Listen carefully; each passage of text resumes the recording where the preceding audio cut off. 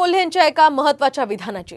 अमोल कोल्हे यांनी निवडणुकीची तुलना अफजल खानाच्या मोहिमेशी केली आहे। तर लोकसभेची ही निवडणूक म्हणजे अफजल खानाची मोहीम आहे असं अमोल कोल्हेंनी म्हटलंय। या मोहिमेमध्ये प्रत्येकानं आपापली जबाबदारी चोख बजवावी असंही वक्तव्य शरद पवारांच्या राष्ट्रवादीचे शिरूरचे उमेदवार अमोल कोल्हे यांनी केलं।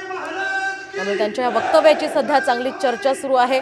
अमोल कोल्हे विरुद्ध आढळराव पाटील असा हा सामना शिरूरमध्ये रंगणार आहे आणि त्याच पार्श्वभूमीवर या दोन्हींकडून जोरदार प्रचार केला जातो।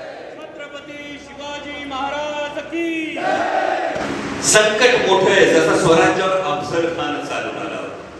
भावांनो, ही निवडणूक या अफजल खानाची मोहीम।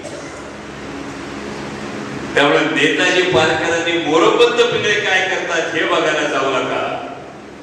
मोरोपंत पिंगळेंनी कान्होजी जे काय करतायत हे बघायला जाऊ नका। प्रत्येकाने आपापली जबाबदारी